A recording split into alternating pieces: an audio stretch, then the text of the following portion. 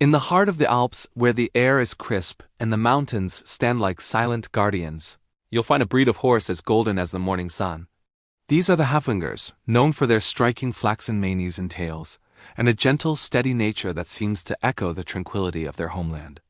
Today, we're journeying to one of these quiet mountain farms, a place where the rhythm of life is slow and purposeful, and where we'll meet a very special Haflinger named Leo. Leo's coat was the color of warm honey, shimmering under the alpine sky. He moved through the dew-kissed field with a deliberation that could be mistaken for laziness, but it wasn't. It was care. Each step was placed with a quiet precision, a mindful interaction with the earth beneath his hooves.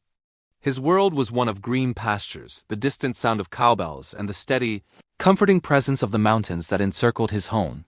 This farm was his entire world, a peaceful kingdom he ruled with quiet grace. Life on the farm followed a predictable, comforting pattern. The sun would rise, painting the peaks in shades of pink and orange, and the world would slowly awaken. For Leo, this meant a day of grazing, of feeling the sun on his back, and of watching the world go by from his sprawling field. But recently, a new element had been added to his daily routine, something as regular as the sunrise itself. Every morning, just as the last of the mist began to burn off, a small figure would appear by the old wooden fence that bordered his pasture. It was a young boy, no older than 3, named Adam. Adam always wore the same little blue jacket, a bright spot of color against the vast green landscape. Like Leo, Adam's movements were unhurried. He didn't run or shout. Instead, he walked with the careful steps of someone discovering the world for the first time. His favorite thing to do was to stop by the fence, his small hands gripping the weathered wood, and simply watch. He would stand there, his eyes wide with a quiet, serious curiosity, just observing the golden horse in the field. From the very first day, Leo noticed Adam, an animal as attuned to his environment as Leo couldn't miss this small, constant presence. He didn't react in the way you might expect. He didn't shy away, spooked by the unfamiliar figure. Nor did he trot over, seeking a treat or a scratch behind the ears. He simply stood still, acknowledging the boy's presence, with an almost imperceptible shift in his stance. He would continue to graze, but his attention was divided, one ear subtly angled towards the fence line, a silent acknowledgement of his small visitor. This morning was no different. Adam arrived at his usual spot.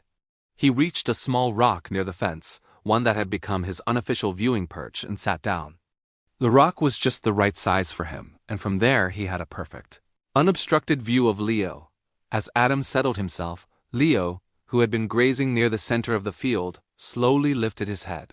He turned it just slightly, not in a gesture of curiosity, but of simple awareness. It was a silent greeting, a recognition of their shared space. It was a quiet confirmation, "I see you." A gentle breeze swept down from the mountain peaks, rustling the leaves on the nearby trees and carrying with it the scent of pine and damp earth. The same wind caught Leo's long, pale mane, lifting the silky strands and making them dance in the air like spun gold. The sight was unexpectedly beautiful, a moment of pure, natural art. From his seat on the rock, Adam watched, and a soft, breathy laugh escaped him. It wasn't a loud, boisterous laugh, but a sound of pure, simple delight, a bubble of joy that floated on the quiet morning air. Leo heard the sound, his ears twitching slightly. He didn't move. He just stood there, a living statue of gold and cream, letting the wind play with his mane. Nothing else happened. Leo didn't nuzzle the boy's hand. Adam didn't try to climb the fence. There was no dramatic rescue, no perilous situation to be averted. It was simply a moment suspended in time, a calm, peaceful space shared by a child and a horse. Each was content in the other's company, respecting the invisible boundary that separated them, finding comfort in their shared stillness. Days turned into weeks, and this quiet ritual continued. Adam would arrive, and Leo would acknowledge him. They would spend a portion of their morning in this silent communion. The boy learned the rhythms of the horse, the way he would swish his tail to flick away a fly, the way he would lower his great head to drink from the trough. The horse learned the patterns of the boy, the sound of his soft footsteps on the gravel path, the way he would sit so still for so long, a small beacon of patience by the fence. Their connection was built not on actions, but on presence. It was an unspoken understanding, a friendship that required no words, no gestures, no direct contact. It was founded on a mutual respect for each other's world. Adam never tried to impose himself on Leo's space, and Leo never felt the need to perform for his tiny audience. He simply allowed the boy to be a part of his landscape, just as the mountains and the sky were. And in this allowance there was a profound sense of peace. This story isn't about a grand adventure.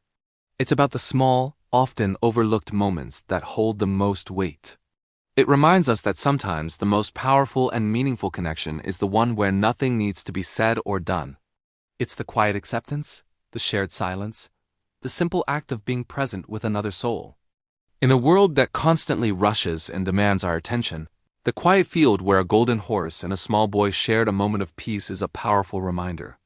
It teaches us that true connection isn't about what we do for each other, but about how we simply allow each other to be. Because sometimes the most profound thing that can happen is nothing at all. It's in that stillness, in that shared, quiet space, that we can find a connection that is pure, deep, and truly unforgettable. It's the gentle power of presence, a lesson taught by a Haflinger horse on a quiet mountain farm. Thank you for joining us on this peaceful journey today.